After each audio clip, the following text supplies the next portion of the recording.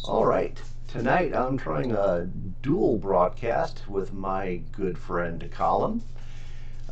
We had many interesting conversations on the floor of his kitchen over the years, and we decided to talk about a little bit of what's going on now. So, our interest is the nation of Sri Lanka and all the great fun that's going on there. And how you doing tonight, Mr. Colin? I'm doing quite well, and it's not just Sri Lanka. I've often been wondering lately, uh, what we have as far as we have seen different protests and uprisings and things like that. And when something like this happens, uh, I'm wondering, of course, what is happening there, and also what tends to happen when people decide to, run over the Capitol and burn down the Prime Minister's home and things like that. So Yeah. Well, and then you get the questions, especially that come up here, is you got a pretty complicated little country there because of its location and its history and stuff like that. So it comes down to trying to figure out what is actually going on in the minds of the establishment. Um, was this event, like for instance, uh, they went and essentially overran the presidential palace? Uh, did the police and military were they essentially told at some point don't use lethal force if they force their way in, let them do it. We're already thinking of this. Is this the guy they were kind of thinking about throwing under the bus anyway? Uh, mm, is the faction who's essentially been running things for the last 20 years just position you're realizing like, okay, we can't keep going with the same guy, so can we reposition to get our next guy up, or at least the next most tolerable person in the other faction on board, or are we actually losing this whole thing? Because if okay, think about like Russian Revolution, the original 1917 one. It basically looked like they were getting ready to hand the government over to the existing faction and just realign the powers that be. And then out of nowhere, the Bolsheviks end up creating new power structures and suddenly seize the government where nobody, including the people who are setting things up, expected to see it happening. I mean, for all the way it looked, it should have been a nice, fairly straightforward turnover. The czar stepped down because everyone wanted him to go away, and everyone kind of wanted something different, but they didn't know quite what it was. But overwhelmingly, most of the people didn't know what communism was and weren't ready for it. So the whole Bolshevik thing is a very big surprise. So the question is there anything like that going on in Sri Lanka? And that's where it gets kind of dicey because they have a lot of they have a lot of ethnic group breakdown that's very dissimilar to what was going on in Russia.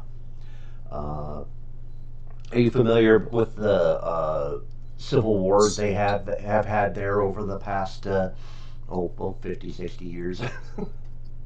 no, again, I'm an American. I don't know what's going on. Okay, It's okay. So the big thing is they've got 70% of the population is Silhanese or Ceylonese, and about 15% are Tamil or Tamil with a T. okay. And they essentially had pretty nasty ethnic strife from the point they were let loose of the British Empire, and then they essentially opened up with civil war in the late 70s and pretty much continued up until about 2009. It was one of the When you say Civil War, what do you mean? oh, good Like what question. was Yeah, happening? good question. Because revolution, civil war, these terms kind of get thrown around and don't have much meaning. So what happened was the Tamil minority try to set up their own autonomous areas. So they essentially their initial goal was they wanted to kind of create a federal system where it's like, okay, we have more autonomy in our states, and then they're like, okay, well, no, we're going to completely break away and set ourselves up in our areas of the island, and so they actively fought against the government in order to do this. And for a while there, it was considered the best organized rebel group that's essentially existed in modern times. Alternately, it is also the first time an internal uprising has been absolutely and totally beaten by a government. So it's got two distinctions. One, a ridiculously well organized rebel group, and then two, everyone goes to them as the textbook example of how to deal with a counterinsurgency. Interesting. So, so the thing is that's one of the first things I was looking for is there any ethnic breakdown in the people who are storming the Capitol right now? Are the Tamils involved in this? And it doesn't appear like they're the driving force to this. They might be participating, but it doesn't seem like they're sitting up front. So it seems like the Silvanese majority is the one who have actually overrun the Capitol. And so, what are the specific grievances to make that mass of people go? Ah, well, the first big part of it, you're just talking about specifically the Ceylonese. So essentially, the government is pretty much represented by a Ceylonese majority as in the parliament. The prime minister and the president are both Ceylonese as well. So what happened? Lots of good fun. Uh, case Sri Lanka, their economy, they have had this kind of running thing with autarky for a long time. So they keep trying to do everything on the island by themselves wherever practical. And they've actually done a really good job feeding themselves. And then what they do is what they can't do on the island, they use the hard currency they generate from tourism in order to do all the stuff that they can't actually do on the island. So they got hit with a double whammy, kind of a perfect storm. One part of it not under their control, and the other part just complete stupidity on the government's part. So 2019, you might recall this. There was there's a small Muslim minority there, and they freaked out and went and bombed a bunch of Christian churches on Easter. I do And remember hearing that. yeah, Yeah. and so, well, what happens when Muslims go around and start bombing things? Well, the tourists don't come. So 2019, they saw a huge dip in tourism. Well, then what happened in 2020? Yeah. Okay, dun dun dun. No. So then the tourists did. Also, no tourism. Yes. So they had this period where they had so all of a sudden they have a huge decline in hard revenue. So here's where the government comes in and does two incredibly lame things. So first thing, by the way, Sri Lanka is a darling of the World Economic Forum. They were on their Oh, way to doom. they were on their way to being the richest country in Asia by 2025. And the World Economic Yeah, I saw they pulled that article. Yes, and the World Economic Forum is basically saying, "Yep, these guys are doing it exactly the right way. Follow them, follow them." So the first thing they the and the particular family that has been running the country has been on and off again as prime minister and president for almost the last 20 years. When they haven't been prime minister or president, a lot of the members are either in parliament or they're sitting on the ministers' council. So essentially, their version of a cabinet. Okay, so Okay. so these guys are going to get the blame for everything. So what ends up happening is they say, "Hey, we're going to build all this really cool stuff here in Sri Lanka. We're going to just do tons and tons of stuff that would take us, decades to accomplish, and we're going to do it in 5 years." And so they took out massive, massive loans from the Chinese. So part of the Okay. Roads and Beltways Initiative. And so they have this huge, massive debt that they've built up. But it's okay as long as tourism keeps going. There shouldn't be any problem here.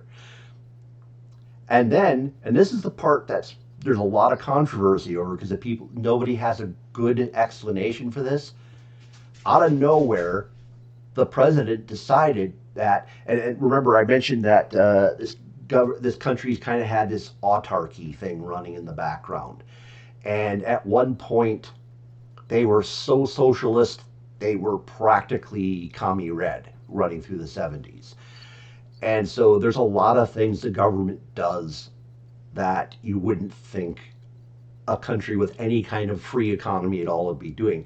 Well, apparently the government was in charge of buying all the fertilizer for the island.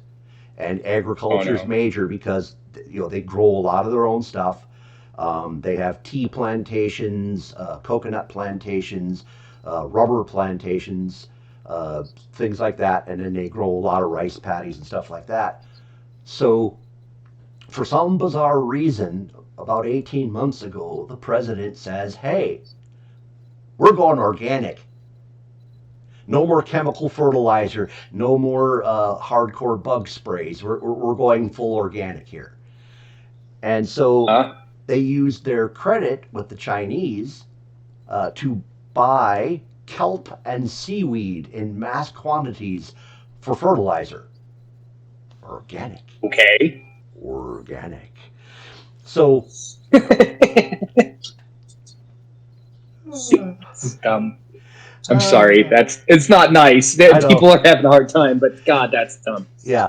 Go ahead. And Go ahead. so the bizarre thing starts is so that they get this big load of kelp rolling in, kelp and seaweed, and they're going to do their thing. And because Ceylon's an island, excuse me, Sri Lanka, it used to be Ceylon under the Silent. British Empire.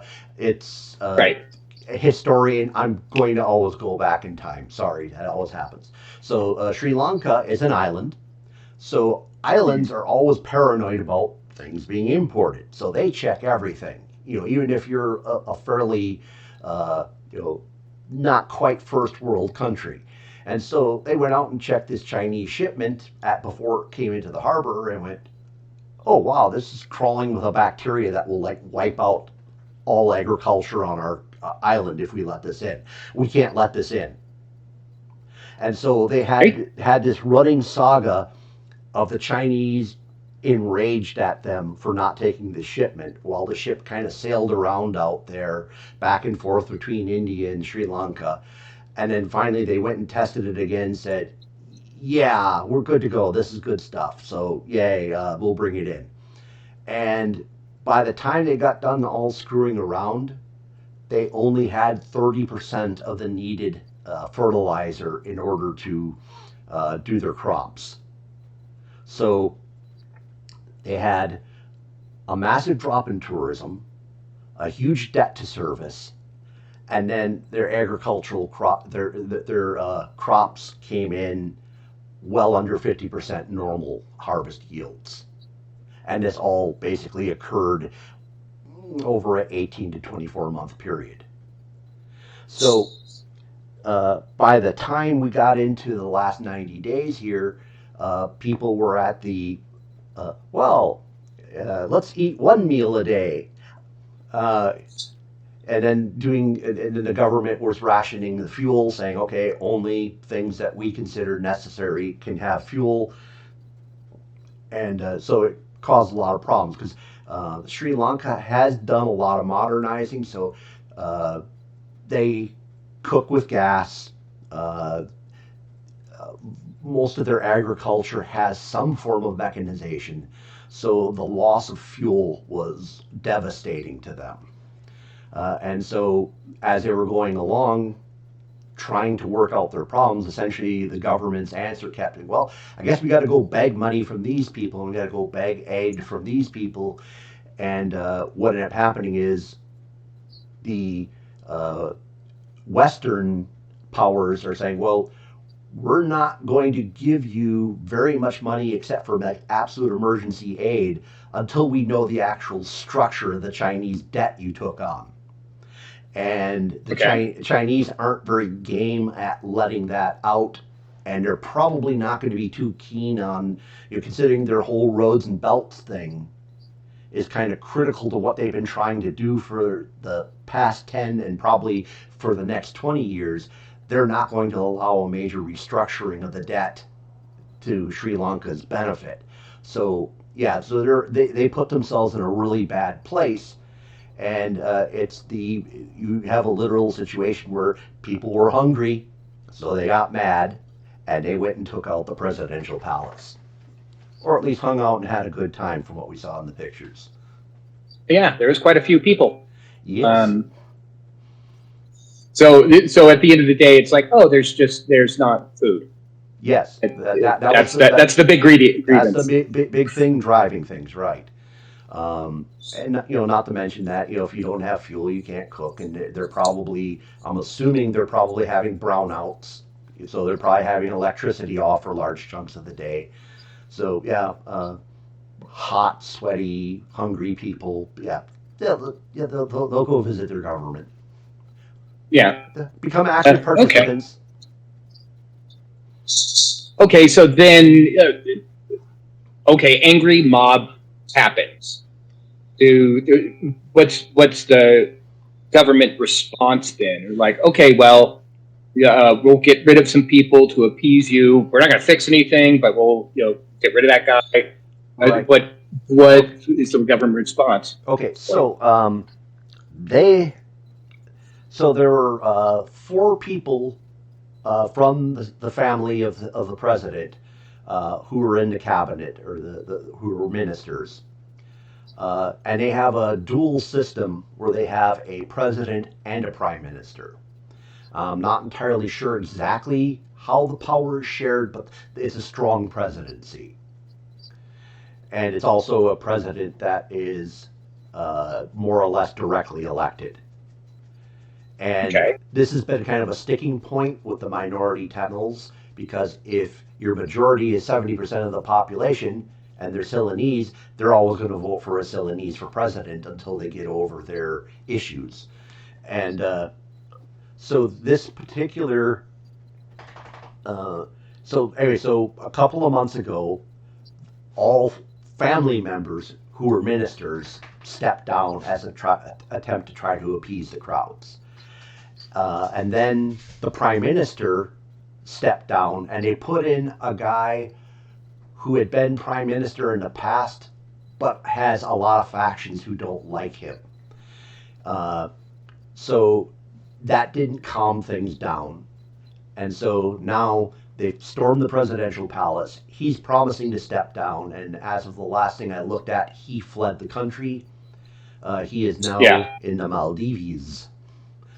Uh, so uh, now they're agitated. They attempted to overrun the prime minister's place. Actually, no, they got in today. I don't think they actually trashed it as bad as the other one. It did look like the security forces were putting up a lot more resistance to this. Like somebody said, okay, we can't have this happen a second time. We'll look too weak. And so what the government is attempting to do, they've got essentially three things they're trying to throw out on the table, and they're trying to do it simultaneously. One, they're trying to get an interim president installed, and they want to let people know, yes, this guy is not going to be in charge very long. We are going to have elections not very far out, and we're going to reelect the parliament. We're going to reelect the president. You should be happy, but we got to have somebody in charge to guide us through this process.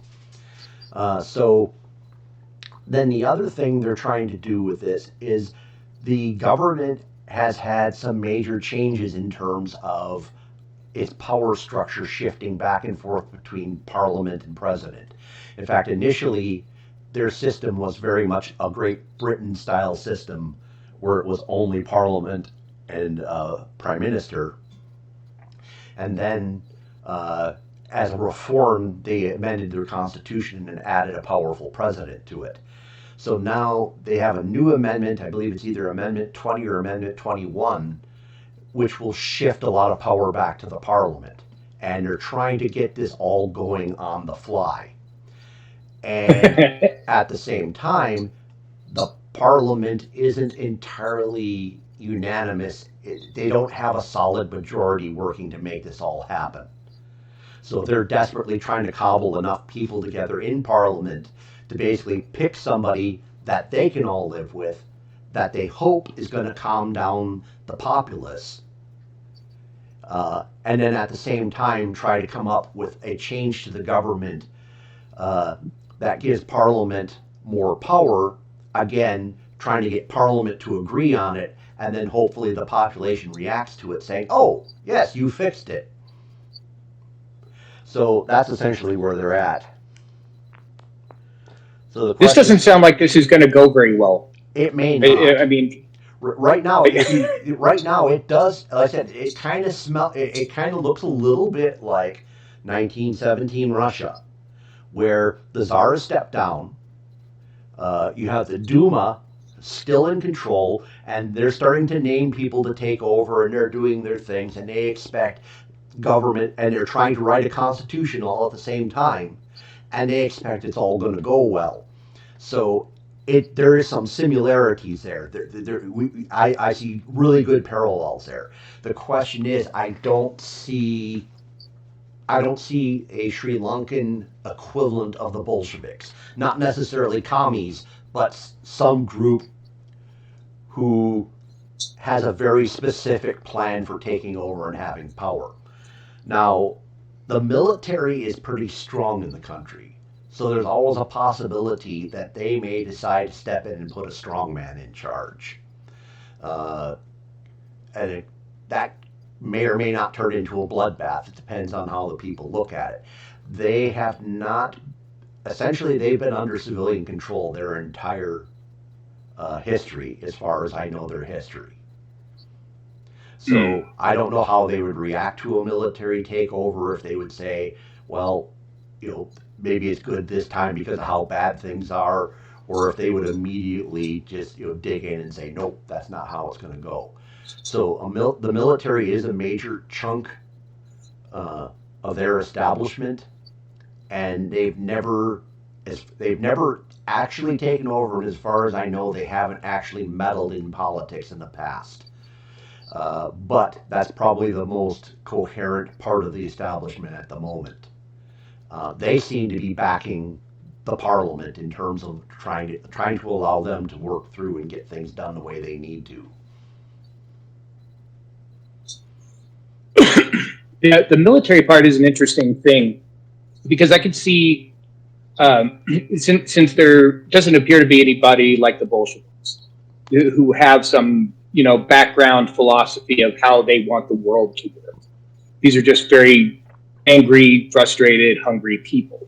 And if that's the case, I actually would think that even though civilians have been in charge, anybody that could restore some semblance of order and getting something done, I would think that they might have a shot actually. Mm-hmm. If the military wanted to take it. Yeah. So the other factor I kind of didn't talk about, but it's probably important, is because Sri Lanka is a pretty small place. I mean, I believe it's roughly about within 10% about the size of Ireland. Put it in perspective. So I mean, it's not tiny, but it's not huge, and so it's in a interesting space. Okay, obviously it's very close to India. India has a huge interest in how things turn out on Sri Lanka. It's also in the middle of the primary shipping lanes heading back and forth between Asia and Europe. And the reason why the Chinese have been interested in it, because Chinese have been ramping things up against the Indians lately. And being able to have influence over a good sized place that would be a great place to land airplanes or park ships or all kinds of stuff like that. Now, I don't know if that's their mindset, but I'm sure somebody's thinking that would be a great place to put military equipment. So the Chinese have a vested stake in how this comes out. Uh, the United States has chimed in.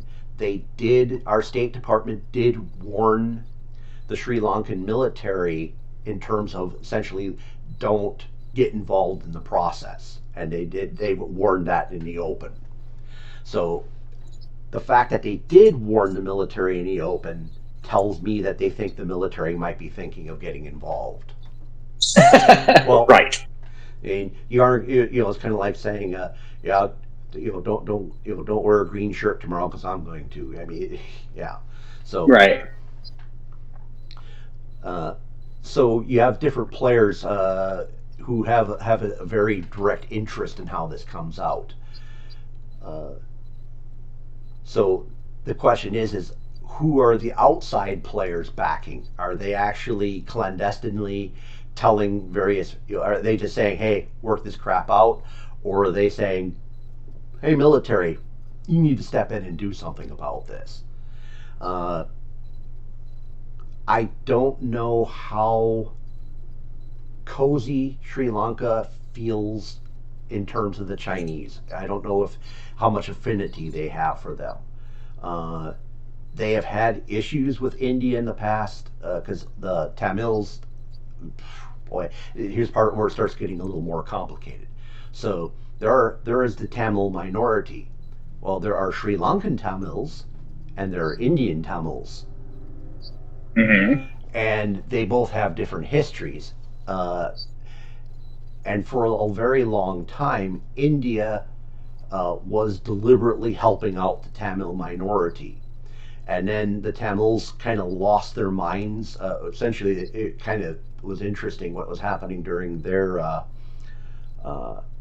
when civil war started breaking out. There were a whole bunch of different Tamil factions, and while the Tamil factions were fighting the government, the communist Tamil faction went around and wiped out all the other Tamil faction leaders Oh, wow.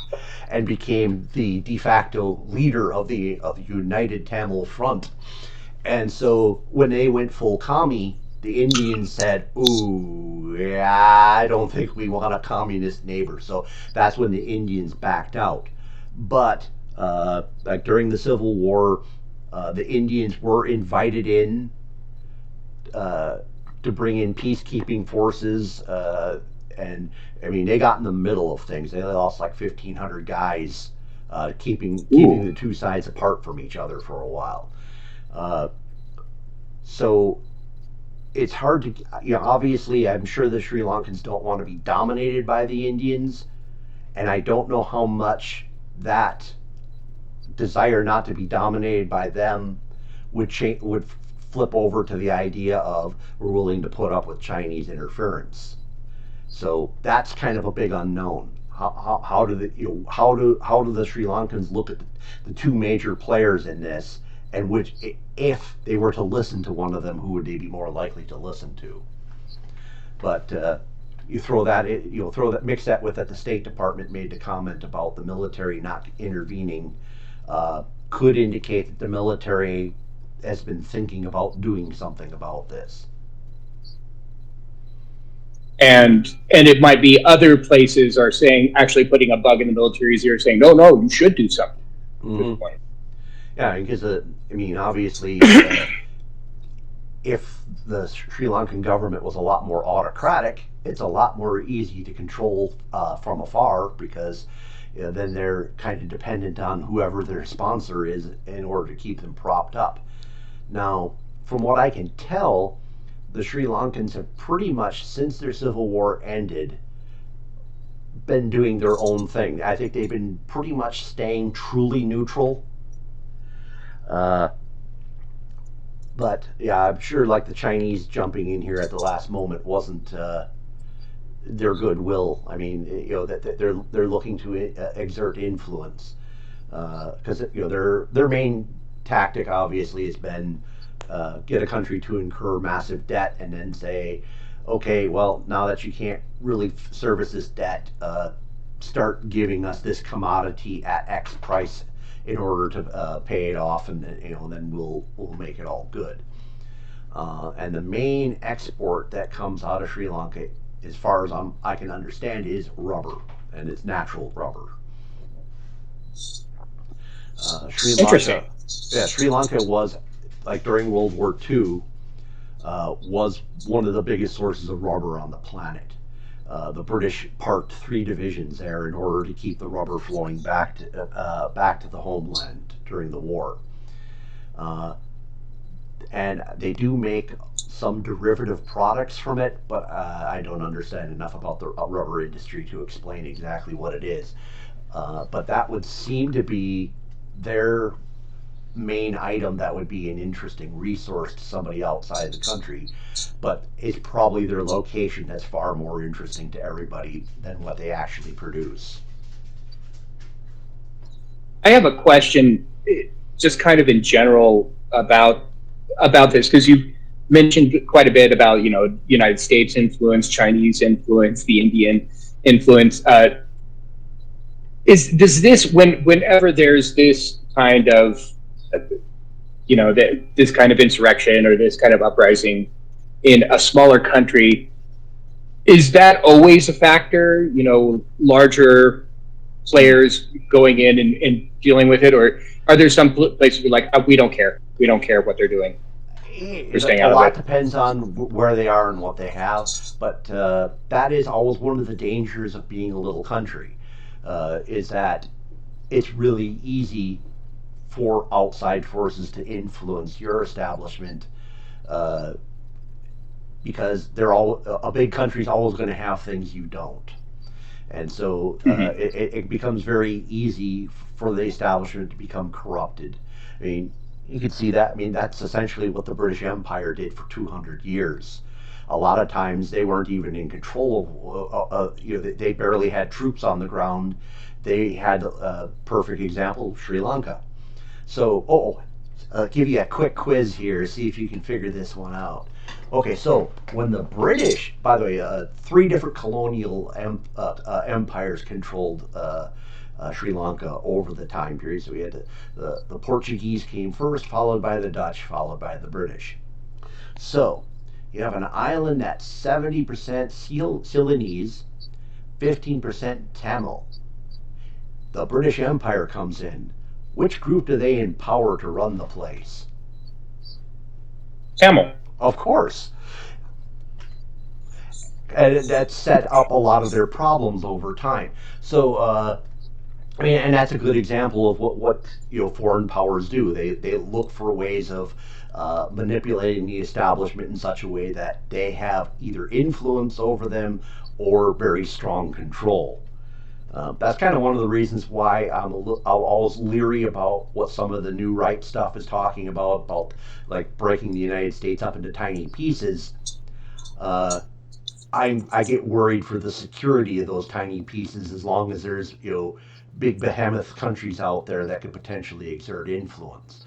But back to your original question, a lot of these little countries, yeah, somebody always wants to screw around with them. If they see a power vacuum forming, uh, they either want to immediately prop it back up if it's more beneficial to them, and if it's not, they want to destabilize it and help it along to get it more like what they want.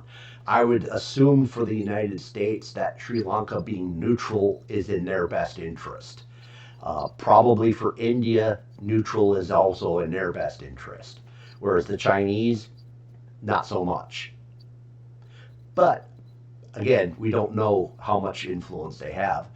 If this does turn into a full revolution where it's not just taking out the leadership but toppling the entire system, then we'll start seeing who, if anybody, is pulling strings behind the scenes on that. Uh, you mentioned the Chinese debt. Okay, and it's unclear exactly how that's been structured and whatnot. With their turmoil and and everything going wrong, where people can't eat properly, what happens when these small countries just bail and say, "I can't pay you. It's not going to happen." Good. Well, okay, so put it in perspective. See, Sri Lanka is at least $50 billion in debt. Their GDP is about $80 billion. So they're rapidly coming up on being 100% committed. But at the same time, their currency is barely convertible. I mean, you can't if you're going to buy anything off the island, you have to convert it into something else first. Nobody's taking no. I believe they have a. I think they have Sri Lankan rupees. Uh, Nobody's going to take them. So, They don't even use their own currency. well, they use their own currency, but once you're off the island, you have to have something else to spend with. So that's what they've been Right. using their tourism money for. That's what they've been using their credit for. Is that this is denominated in currencies from other countries that are easily spent. So they would be in a position of, unless somebody else wanted to. So if they wanted to default, I'm assuming is what you're trying to get at. Is if they wanted to, Basically, yeah, yes. if they just said, okay, we're done, we're defaulting, we can't do this, they end up in a position where they're probably more open to influence than they were before, because they're going to be desperate to get somebody who's going to give them some form of hard currency. So the question is who's willing to step in there and take that role? Because although they want to be autarkic, there's a lot of things they just can't do on their own on the island, and fuel's one of them. Okay, one example. Okay, put it in stark terms. So they are pretty much completely out of liquid fuel, and they're hoping like they're expecting within a week a tanker full of diesel to show up, and they thought that might get things going enough to at least get some food moving around. So as long as they don't have hard currency, they don't have the ability to buy fuel, refined fuels, which is critical to them. Obviously, fertilizer is another good example. They have no ability to really make it, or at least not enough to do anything with indigenously. So if they default, they have to have the who's going to help us out after the default. Hmm. And they could very well just say, okay, well, we're going to default, not fully knowing what's going to happen next, and let's see what happens. Which, yeah, could be really scary. They just hope that Well, that somebody will I imagine come their in and say, politicians aren't any smarter than ours. So, I mean, I'm sure there's people there who are just like, whoop, default. Who cares? What's going to happen? Yeah, we don't know anyone anymore. And we're like then you have the other going, no, you just can't do that. No, why not? I mean, yeah, I'm sure they have no. And that's actually another little thing I was looking into, because of the way their government ended up getting set up, where the Sinhalese have so much influence. They kind of abandoned their meritocracy. Now you got to watch it, because when you got a place where you've got two very distinct factions, and this is one of the fun parts of the history of it. See, part because it's an island, who was there first are the most legitimate people. So they both have completely competing histories explaining who got there first. Uh, and so it ends up running. So as you run back forward through the history, what happened was is the when the English came in and they picked the Tamils as their going to be the proxy who run things, they set up English schools there and taught the Tamils how to be good bureaucrats in the English Empire. And so "Mhm, when the country uh, was liberated, you essentially had the Tamils heavily overrepresented in the government, because they had gotten all the education. And the Ceylonese, when they essentially they had to work out some really interesting agreements, and they ended up in charge. And they very quickly started doing things like uh, getting rid of the multi-language system and going entirely to Ceylonese as their sole language, and uh, they changed the university requirements so that Tamils had to get a much higher score to get into universities to get some equity going there. And this was back in the 40s. And so what ended up happening is they took their meritocracy system and just dumped it. And so a lot of their politicians are, like for instance, and mind you, this is a little bit propagandistic, so it may not be accurate, but a lot of people look at the current ruling family that's been running things, and they said back in the 40s these guys were country bumpkins, and Hmm. somehow they just engineered their way to the top. So if their meritocracy is a little bit been made kind of lopsided, there's a lot of people in terms of the parliament and the bureaucrats and everybody else running the government that may not be all the sharpest tools in the bin. So they may, well, you look at the decisions they made leading up to this that caused this. The question is are enough of them going to be out of the way for them to make a good decision to pull themselves out of this?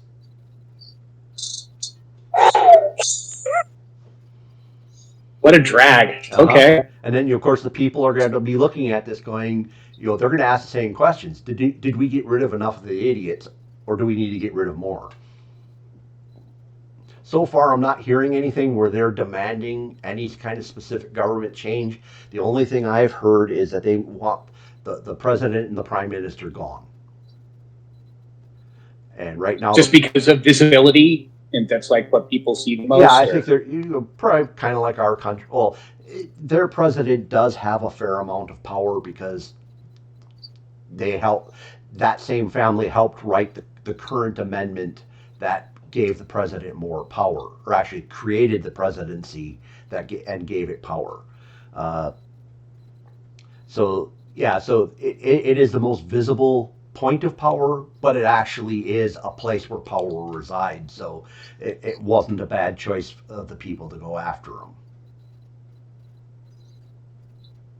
so how does this? What's your crystal ball over the next 6 months for Okay, Sri Lanka with what so you know? yeah, so what I would say is looking over the next week, see what's happening with the prime minister. Because it looks like they're drawing the line saying, no, no, because the prime minister, they're asking him to step down and leave. And he's saying, nope, I'm not stepping down and leaving until we have the interim government in place. So, uh, in all likelihood, what he's saying is what's actually happening. I mean, obviously, it could be some kind of cover for the government to try to set something else up, but they're probably going to try to do everything. They're going to do what they say they're doing. So the question is, will the populace let the prime minister help create the new government and turn things over? I would say over the next week, if the prime minister is forced to step down, there is a chance that things could start spiraling out of control. If the prime minister can either stay in as long as he needs to, or at least give the appearance of, even like if with mounting pressure, he goes, "Oh well, we solved all the problems. I can step down now, like I promised to. Bye. I'm heading for the airport." Uh, if uh, if they can maintain the veneer of power and the people let them do it, then they're okay.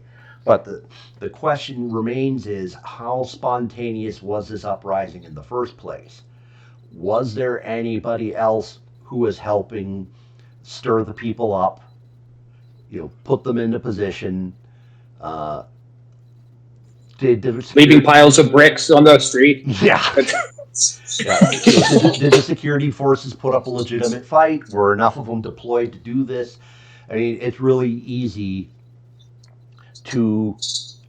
I mean, like the French Revolution, the Bastille was an entirely uh, constructed event. There was nothing spontaneous about it at all. Okay, Hmm. so is this another Bastille where essentially it was totally created by somebody who had ulterior motives, or was this a genuine peasant uprising? Uh, from my historical point of view, I don't believe in spontaneous peasant uprisings. So I would think that there is somebody in the establishment who is giving backbone to the citizens doing their uprising.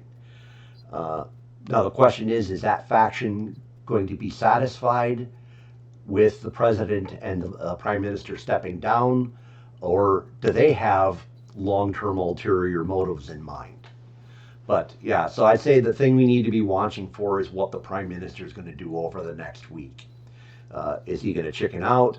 Is he going to stand his ground until he completes what he's doing? Is he going to be rushed and kind of do, okay, yeah, we did what I said I was going to do, and yeah, even though it looks like you made me go fast, I didn't. I did it exactly the way I wanted to. So I think that's going to be the biggest move right now. What happens over the next week? If the citizenry that's uprising and whoever's backing them, uh, if they have longer term goals in mind, and these don't get fulfilled, or at least the first steps of it, over the next week or two, I would expect to start seeing them react. So right now, I believe they did successfully occupy the prime minister's residence, and obviously they got the presidential because some good video there. They've occupied several other government buildings. If they don't move beyond what they've already taken, that means whoever set this up is happy with what's going on. If you see them starting to seize other things, other parts of the government, other buildings, possibly even going after the parliament, then it's going to turn into a very rough ride. As far as I know, they haven't bothered the parliament yet. So I would say that's the two things we need to be looking at. Is first, is the prime minister allowed to fulfill what he wants to do, and do we see the protesters start turning on other government institutions?